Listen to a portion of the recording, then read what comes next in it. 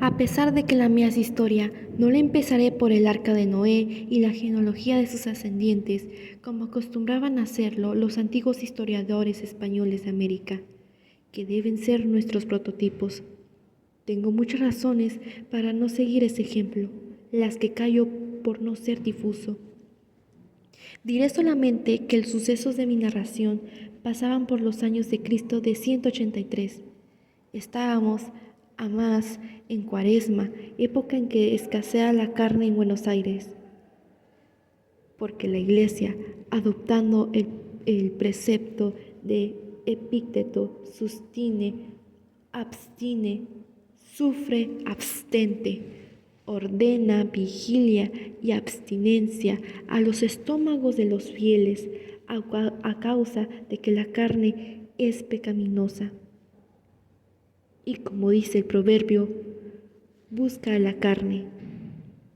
Y como la Iglesia tiene ab intitio y por delegación directa de Dios el imperio inmaterial sobre las conciencias y estómagos, que en manera alguna pertenecen al individuo, nada más justo y racional que ve de lo malo. Los abastecedores, por otra parte, buenos federales, y por lo mismo buenos católicos, sabiendo que el pueblo de Buenos Aires atesora una docilidad singular para someterse a toda especie de mandamiento, solo traen en días cuaresmales al matadero los novillos necesarios para el sustento de los niños y de los enfermos dispensados de la abstinencia por la bula, y no con el ánimo de que se harten algunos herejotes, que no faltan dispuestos siempre a violar los mandamientos carnificinos de la Iglesia y a contaminar la sociedad con el mal ejemplo. Sucedió pues en aquel tiempo una lluvia muy copiosa. Los caminos se anegaron, los pantanos se pusieron a nado y las calles de entrada y salida a la ciudad rebosaban en acuoso barro. Una tremenda avenida se precipitó de repente por el riachuelo de Barracas y extendió majestuosamente sus turbias aguas hasta el pie de las barrancas del Alto. El Plata, creciendo embravecido, empujó esas aguas que venían buscando su cauce y las hizo correr hinchadas por sobre campos, terraplenes, arboledas, caseríos y extenderse como un lago inmenso por todas las bajas tierras. La ciudad, circunvolada del norte al este por una cintura de agua y barro, y al sur por un piélago blanquecino en cuya superficie flotaban a la aventura algunos barquichuelos y negraban las chimeneas y las copas de los árboles. Echaba desde sus torres y barrancas atónitas miradas al horizonte como implorando misericordia al Altísimo. Parecía el amago de un nuevo diluvio. Los beatos y beatas gimoteaban haciendo novenarios y continuas plegarias. Los predicadores atronaban el templo y hacían crujir el púlpito a puñetazos. Es el día del juicio, decían. El fin del mundo está por venir. La cólera divina rebosando se derrama en inundación. ¡Ay de vosotros, pecadores! ¡Ay de vosotros, unitarios, impíos, que os mofáis de la Iglesia, de los santos, y no escucháis con veneración la palabra de los ungidos del Señor! ¡Ay de vosotros si no imploráis misericordia al pie de los altares! Llegará la hora tremenda del vano crujir de dientes y de las frenéticas imprecaciones. Vuestra impiedad, vuestras herejías, vuestras blasfemias, vuestros crímenes horrendos han traído sobre nuestra tierra las plagas del Señor. La justicia del Dios de la Federación os declarás malditos. Las pobres mujeres salían sin aliento, anonotadas del templo, echando como era natural la culpa de aquella calamidad a los unitarios. Continuaba, sin embargo, lloviendo a cántaros y la inundación crecía, acreditando el pronóstico de los predicadores. Las campanas comenzaron a tocar rogativas por orden del muy católico restaurador, quien parece no las tenía todas consigo. Los libertinos, los incrédulos, es decir, los unitarios, empezaron a amedrentarse al ver tanta cara compungida, oír tanta batahola de imprecaciones. Se hablaba ya como de cosa resuelta, de una procesión en que debía ir toda la población descalza y a cráneo descubierto, acompañando al Altísimo, llevado bajo el palio por el obispo, hasta la barranca de Balcarce, donde millares de voces, conjurando al demonio unitario de la inundación, debían implorar la misericordia divina. Feliz o mejor, desgraciadamente, pues la cosa habría sido de verse, no tuvo efecto la ceremonia, porque bajando el Plata, la inundación se fue poco a poco escurriendo en su inmenso lecho, sin necesidad de conjuro ni plegarias. Lo que hace principalmente a mi historia es que por causa de la inundación estuvo 15 días el matadero de la convalecencia, sin ver una sola cabeza vacuna, y que en uno o dos todos los bueyes de quinteros y aguateros se consumieron en el abasto de la ciudad. Los pobres niños y enfermos se alimentaban con huevos y gallinas, y los gringos y herejotes bramaban por el bistec y el asado. La abstinencia de carne era general en el pueblo, que nunca se hizo más digno de la bendición de la iglesia, y así fue que llovieron sobre él millones y millones de indulgencias plenarias. Las gallinas se pusieron a 6 pesos y los huevos a 4 reales y el pescado carísimo. No hubo en aquellos días cuaresmales promiscuaciones ni excesos de gula, pero en cambio se fueron derecho al cielo innumerables ánimas y acontecieron cosas que parecen soñadas. No quedó en el matadero ni un solo ratón vivo de muchos millares que allí tenían albergue. Todos murieron o de hambre o ahogados en sus cuevas por la incesante lluvia. Multitud de negras rebusconas de achuras como los caranchos de presa se desbandaron por la ciudad como otras tantas arpías prontas a devorar cuanto hallaran comible. Las gaviotas y los perros, inseparables rivales suyos en el matadero, emigraron en busca de alimento animal. Porción de viejos achacosos cayeron en consunción por falta de nutritivo caldo.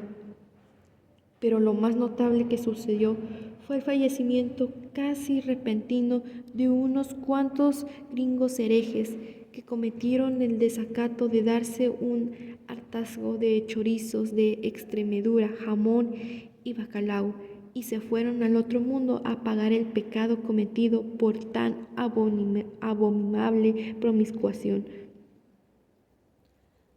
Algunos médicos opinaron que si la carencia de carne continuaba, medio pueblo caería en síncope por estar los estómagos acostumbrados a su corroborante jugo.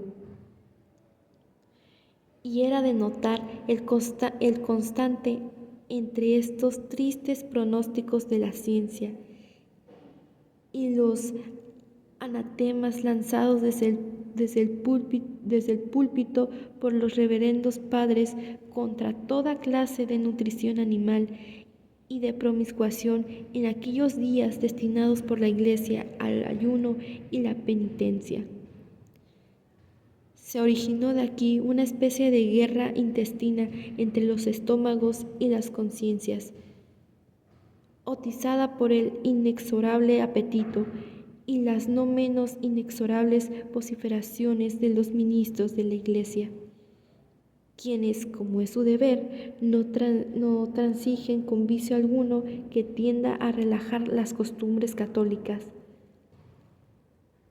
a lo que se agregaba el estado de flatulencia intestinal de los habitantes, producido por el pescado y los porotos y otros alimentos algo indigestos. Esta guerra se manifestaba por sollozos y gritos descomposados en la peroración de los sermones y por rumores y estruendos subitáneos en las casas y calles de la ciudad, o donde quiera concurrían gentes. Alarmóse un tanto el gobierno, tan paternal como previsor. El restaurador, creyendo aquellos túmulos de origen revolucionario y atribuyéndolos a los mismos salvajes unitarios, cuyas impiedades, según los predicadores federales, habían traído sobre el país la inundación de la cólera divina. Tomó activas providencias, desparramó sus esbirros por la población y, por último, bien informado, promulgó un decreto tranquilizador de las conciencias y de los estómagos, encabezado por un considerando muy sabio y piadoso, para que a todo trance y arremetiendo por agua y todo, se trajese ganando a los corrales.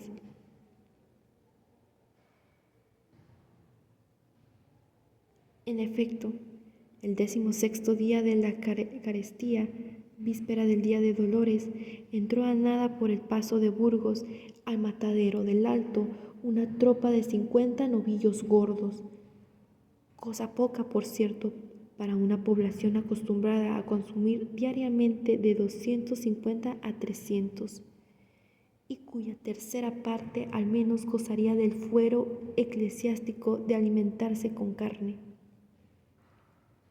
Cosa extraña que haya estómagos privilegiados y estómagos sujetos a leyes inolvidables, y que la Iglesia tenga la llave de los estómagos. Pero no es extraño, supuesto que el diablo con la carne suele meterse en el cuerpo y que la Iglesia tiene el poder de conjurarlo. El caso es reducir al hombre a una máquina cuyo móvil principal no sea su voluntad, sino la de la Iglesia y el gobierno.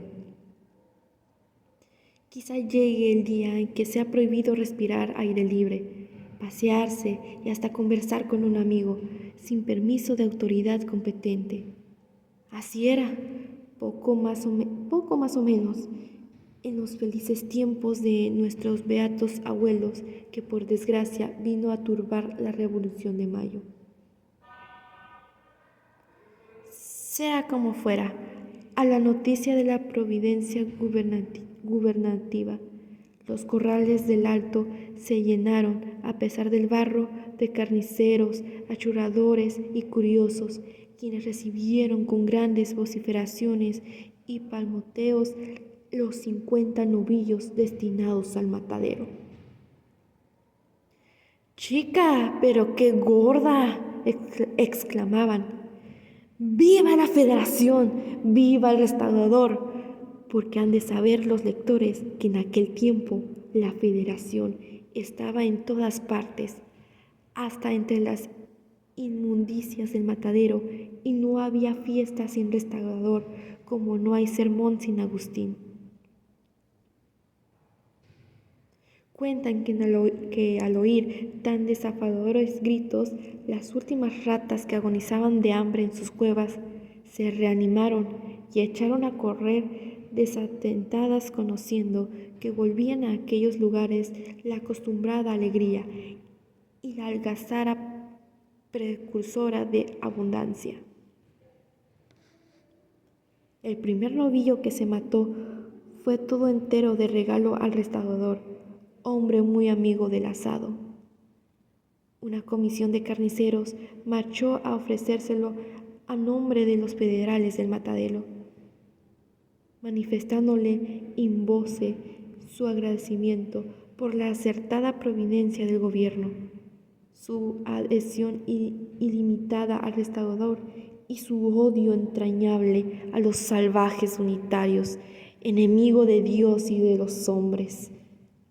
El restaurador contestó a la arenga rinforzado sobre el mismo tema y concluyó la ceremonia con los correspondientes vivas y vociferaciones de los espectadores y actores. Es de creer que el restaurador tuviese permiso especial de su ilustrísima para no abstenerse de carne, porque siendo tan buen observador de las leyes, tan buen católico y tan acérrimo protector de la religión, no hubiera dado mal ejemplo aceptando semejante regalo en día santo. Siguió la matanza, y en un cuarto de hora 49 novillos se habían tendido en la playa del Matadero, desollados unos, los otros por desollar. El espectáculo que ofrecía entonces era animado y pintoresco, aunque reunía todo el horriblemente feo, inmundo y deforme de una pequeña clase proletaria peculiar del Río de la Plata. Pero para que el lector pueda percibirlo a un golpe de ojo, preciso es hacer un croquis de la localidad. El matadero de la Convalecencia o del Alto, sito en las quintas al sur de la ciudad. Es una gran playa en forma rectangular, colocada al extremo de dos calles, una de las cuales allí se termina y la otra se prolonga hacia el este. Esta playa, con declive al sur, está cortada por un zanjón labrado por la corriente de las aguas pluviales, en cuyos bordes laterales se muestran innumerables cuevas de ratones y cuyo cauce recoge, en tiempo de lluvia, toda la sangranza seca o reciente del matadero. En la junción del ángulo recto hacia el oeste está lo que llaman la casilla, edificio bajo de 3 piezas de media agua con corredor al frente que da a la calle y palenque para atar caballos, a cuya espalda se notan varios corrales de palo a pique Ñangdubai con sus fornidas puertas para encerrar el ganado. Estos corrales son en tiempo de invierno un verdadero lodazal en el cual los animales apeñuscados se hunden hasta el encuentro y quedan como pegados y casi sin movimiento. En la casilla se hace la recaudación del impuesto de corrales, se cobran las multas por violación de reglamentos y se sienta el juez del matadero, personaje importante, caudillo de los carniceros y que ejerce la suma del poder en aquella pequeña república por delegación del restaurador. Fácil es calcular qué clase de hombre se requiere para el desempeño de semejante cargo. La casilla, por otra parte, es un edificio tan ruin y pequeño que nadie lo notaría en los corrales a no estar asociado su nombre del terrible juez, y a no resaltar sobre su blanca cintura los siguientes letreros rojos: ¡Viva la Federación! ¡Viva el restaurador y la heroína Doña Encarnación Ezcurra! Mueran los salvajes unitarios. Letreros muy significativos, símbolo de la fe política y religiosa de la gente del matadero. Pero algunos lectores no sabrán que la tal heroína es la difunta esposa del restaurador, patrona muy querida de los carniceros, quienes, ya muerta, la veneraban como viva por sus virtudes cristianas y su federal heroísmo, en la revolución contra Balcarce.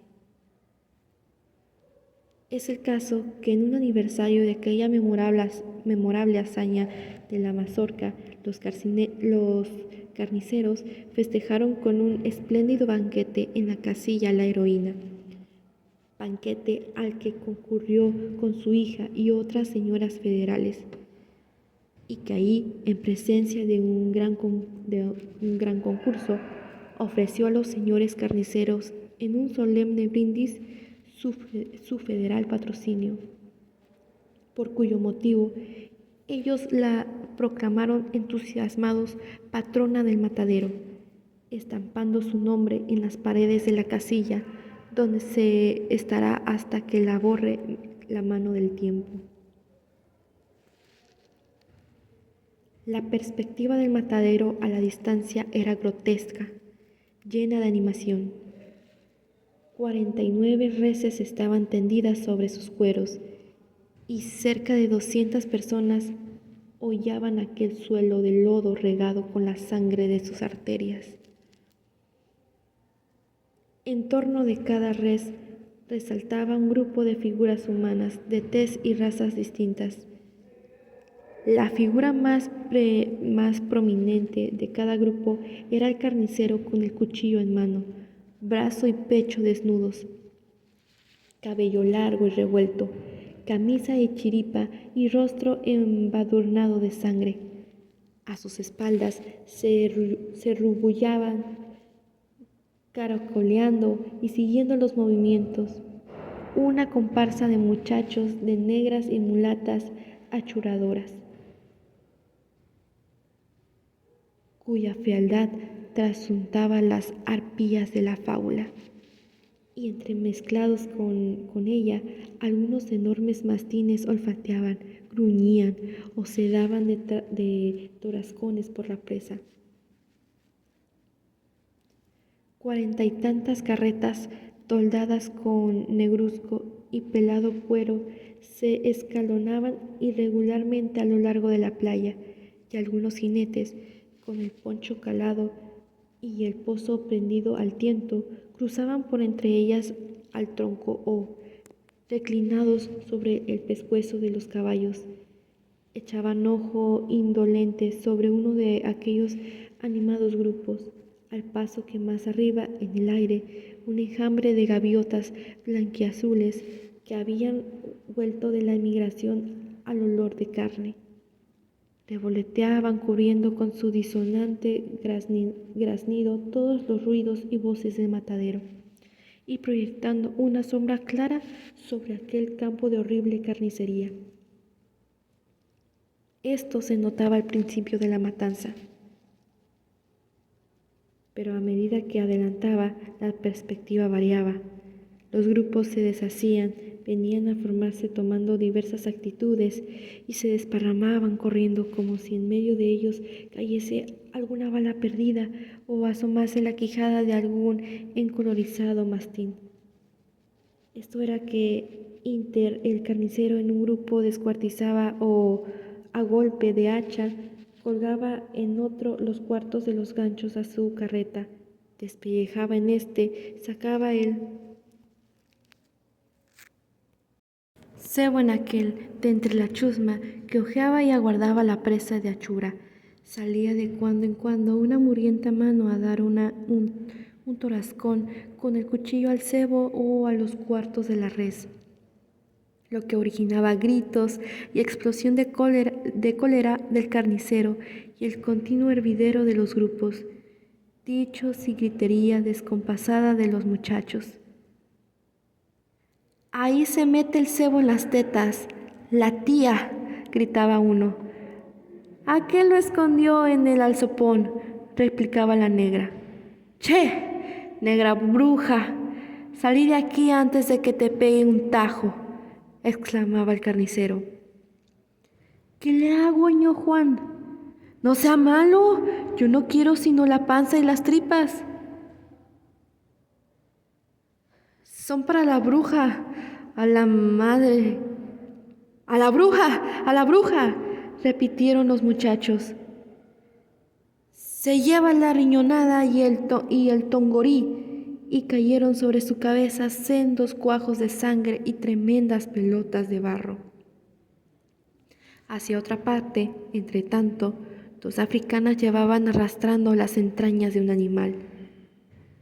Allá una mulata se alejaba con un ovillo de tripas y resbalando de repente sobre un charco de sangre. Caía a plomo, cubriendo con su cuerpo la codiciada presa. Acullá se veían acurrucadas en hileras 400 negras destejiendo sobre las faldas el ovillo y arrancando uno a uno los cébitos que el ovaro cuchillo del carnicero había dejado en la tripa como rezagados.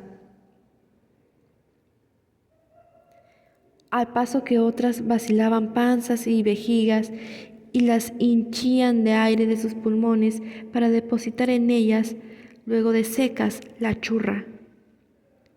Varios muchachos, gambeteando a pie y a caballo, se daban de vejigazos o se tiraban bolas de carne, desparramando con ellas y su algazara la nube de gaviotas que columpiándose en el aire celebraba chillando la matanza.